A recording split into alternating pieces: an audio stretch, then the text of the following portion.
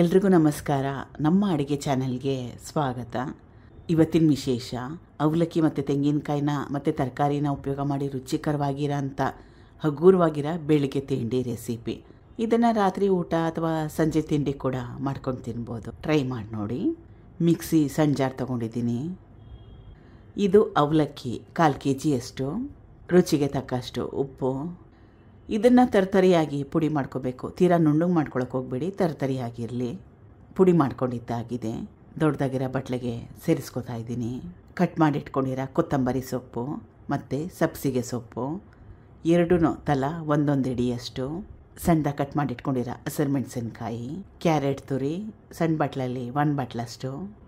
ಇದು ಕಾಯಿ ತುರಿ. ಮೀಡಿಯಮ್ ಸೈಜ್ ತೆಂಗಿನಕಾಯಲ್ಲಿ ಅರ್ಧ ಹೋಳಷ್ಟನ್ನ ಸೇರಿಸ್ಕೊತಾ ಇದ್ದೀನಿ. ತುರಿದು ಸೇರಿಸ್ಕೊತಾ ಚೆನ್ನಾಗಿ ಕಲಿಸ್ಕೋಬೇಕು ನೀರನ್ನ ಹಾಕ್ಕೊಳ್ಳೋಕೆ ಮುಂಚೆ. ಈಗ ಸ್ವಲ್ಪ ನೀರನ್ನ ಹಾಕ್ಕೊಳ್ತಾ ಕಲಿಸ್ಕೋಬೇಕು. ನೀರಿಗೆ ಬದಲಾಗಿ ಮೊಸರನ್ನು ಕೂಡ ಉಪಯೋಗ ಮಾಡ್ಬೋದು ಇಷ್ಟ ಇದ್ದರೆ. ನಾನು ನೀರನ್ನ ಉಪಯೋಗ ಉಂಡೆ ಕಟ್ಟ ಹದ ಇರಬೇಕು. ಆಮೇಲೆ ಅವಲಕ್ಕಿ ಕೂಡ ಚೆನ್ನಾಗಿ ನೆನಿಬೇಕು. ಆ ರೀತಿಯಾಗಿರಲಿ. ಎಲ್ಲ ನೀರನ್ನ ಒಟ್ಟಿಗೆ ಹಾಕ್ಕೊಂಡು ತೆಳುವಾಗಿ ಮಾಡ್ಕೊಳಕ್ಕೆ ಹೋಗಬೇಡಿ, ಚೆನ್ನಾಗಿರಲ್ಲ. ನೋಡಿ, ಈ ರೀತಿಯಾಗಿ ಕನ್ಸಿಸ್ಟೆನ್ಸಿಯಲ್ಲಿ ಇರಲಿ. ಇವಾಗ ಇದನ್ನು ಮುಚ್ಚಿಟ್ಟು ಸುಮಾರು ಒಂದು 10 ನಿಮಿಷ ನೆನೆಯಕ್ಕೆ ಬಿಡಬೇಕು. ಎಲ್ಲ ಪದಾರ್ಥಗಳು ಹೊಂದ್ಕೊಳ್ಳಿ. ಅವಲಕ್ಕಿ ಕೂಡ ಅಂದರೆ ಪುಡಿ ಮಾಡಿ ಇಟ್ಕೊಳ್ಳಿರೋ ಅವಲಕ್ಕಿ ಕೂಡ ಮೆತ್ತಗಾಗಲಿ. 10 ನಿಮಿಷ ಆದಮೇಲೆ ತುಂಬಾ ಜಾಸ್ತಿ ಗಟ್ಟಿಯಾಗಿ ಹೋಗಿದ್ರೆ ಸ್ವಲ್ಪ ನೀರನ್ನ ಚಿಮ್ಕಿಸ್ಕೋಬೋದು. 1ರಿಂದ 2 ಚಮಚದಷ್ಟು ನೀರನ್ನ ಹಾಕ್ಕೊಂಡ್ರೆ ಚೆನ್ನಾಗಿ ಕಲಿಸ್ಕೋಬೇಕು. ಮುಖ್ಯವಾಗಿ ಉಂಡೆ ಕಟ್ಟ ಹದ ಇರಬೇಕು. ಇವಾಗ ಇದು ರೆಡಿಯಾಗಿದೆ. ಈ ರೀತಿಯಾಗಿ ಶೇಪ್ ಮಾಡ್ಕೋಬೇಕು, ಉಂಡೆ ಕಟ್ಕೋಬೇಕು.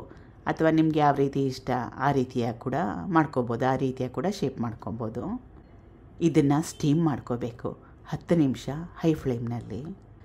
ಈಗ ಹಬೆಯಲ್ಲಿ ಬೇಯಿಸ್ಕೊಂಡ್ಮೇಲೆ ಸಖತ್ ಟೇಸ್ಟಿಯಾಗಿರುತ್ತೆ. ಚಟ್ನಿ ಪುಡಿ ಅಥವಾ ಕಾಯಿ ಚಟ್ನಿ ಜೊತೆಗೆ, ನೀರು ಚಟ್ನಿ ಜೊತೆಗೆ ಒಳ್ಳೆ ಕಾಂಬಿನೇಷನ್.